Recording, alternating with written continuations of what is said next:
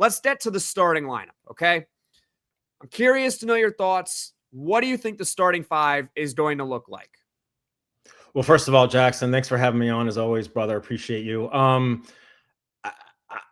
I don't want to say it's set in stone. So what are we like? We're fewer than 2 weeks away from the season opener. But I feel like I don't know if there's too many surprises in store for the starting lineup. It's got to be junior Naithan George, the point guard transfer from Georgia Tech at point guard. JJ Starling, the senior local guy at shooting guard. I think it's going to be Nate Kings, the redshirt senior wing small forward from Oregon State at the 3.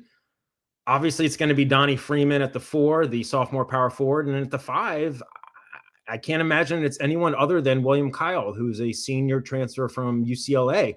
I feel like the only spot that's kind of could be up for grabs is maybe the 3. Could we see Tyler Betsy there? Some people want Kyan Anthony there. I don't know. I don't think that's going to happen, but I feel like that's the only spot that's really maybe we could see Betsy at the 3. Otherwise, I feel like they're all locked in. Now, Adrian Autry hasn't told me that, but that's my sense. I would say that there are 3 absolute locks to be in the starting lineup on opening night. You got Nate George at the point guard, JJ Starling at the 2, and Donnie Freeman to just start. I'll get to that in just a moment. Donnie Freeman will definitely be at the 5. The starting lineup. Sadiq White at the 4. I am very confident that Nate Kings is going to be the starting 3. Yeah. And I'm pretty confident that William Kyle will be the starting 5. However, I'm not going to sit here and say it's a lock because if Sadiq White is looking fantastic, perhaps they say, let's just put him in the starting lineup right away, and you have Donnie Freeman play the 5. But for all intents and purposes, I think we're in agreement that the starting 5 on opening night, if everyone is healthy, of course, is going to be Nate George at point, JJ Starling at 2. The 3 will be Nate Kings. He's your big shooter in the lineup. At the 4 is going to be Donnie Freeman. And at the 5 is going to be William Kyle, the transfer from UCLA. So, Neil, big question for you. People already know where I stand on it because I've said it multiple times. How do you think this starting lineup this year that we just laid out compares to last season?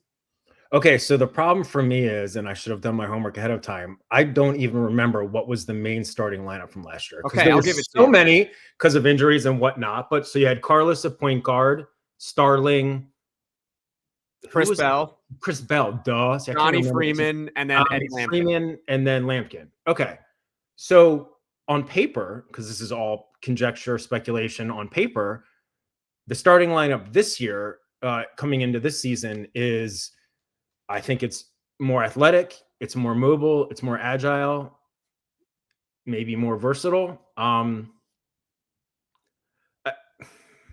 think that, okay, so last year, what did Chris Bell shoot from 3? Mid-30s? Mid-30s, yeah. Chris Bell did not have a good year last year. He was better the year before.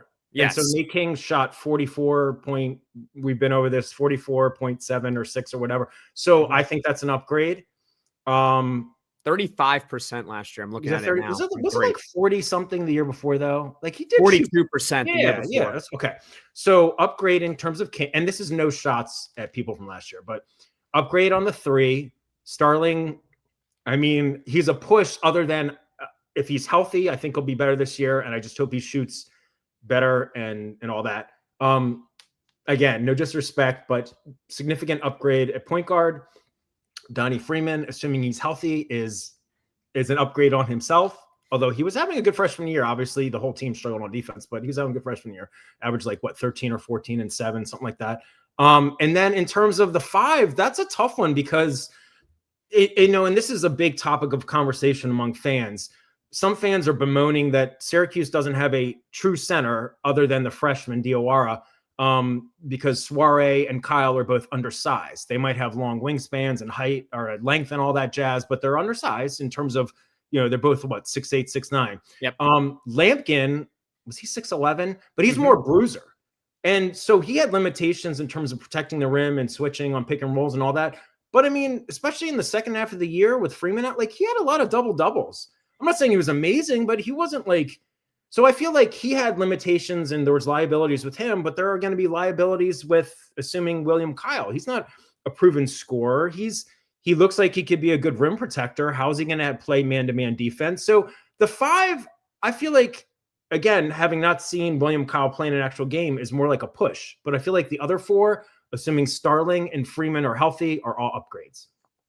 I do think that until further notice, I would take Eddie Lampkin over William Kyle. Totally. But if you look at in terms of the fit of the team, William Kyle might actually fit better than Eddie Lampkin because look, I've documented it before here on Locked On Syracuse that Evan Maya, which is an analytical tool, they don't love William Kyle's defense for whatever reason. I guess we'll find out who's right on William Kyle's defense, but William Kyle actually provides you defensive upside. And when I look at the starting lineup, they need it because I don't think Nate George is a great defender, but he's definitely going to help out a lot more offensively.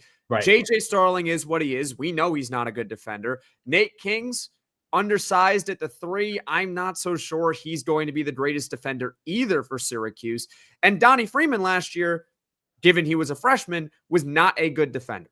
So you kind of need William Kyle to be that excellent defender, that excellent rim protector for you versus if Syracuse had Eddie Lampkin back this year instead, great, they might score a couple more points a game, but how much of it would they be giving up? They need what is the delta there? Yeah. And we talked, I'm pretty sure you and I talked on this when you had me on your Fabulous pod more recently. They're going to have, I don't think we'll see about 3-point shooting, but I don't think scoring overall is going to be a huge issue. They need to get better on defense. Didn't they give up 77 or 78 points per game last year? So they were bottom of the ACC. Yeah, and they also need to get better in terms of taking care of the ball and being better than their opponents and steals per game, points off turnovers, points in transition, all that stuff. But the defense is where they really need to be better. And I do think that as a whole, this team, as it's constructed, if they're working in unison, I think can be a better defensive team, although the bar is kind of low. But we'll see. I mean, I'm not expecting a ton from Kyle or Soiree or, in terms of offensive production at the 5, but I feel like these athletic guys can hopefully crash the boards and then get a lot of offensive rebounds and easy putbacks and all that. And with JJ Starling and other guys penetrating, they've got to shoot better from free throw line. They've got it. They were like 70%. They got to be 75 or higher. They got to.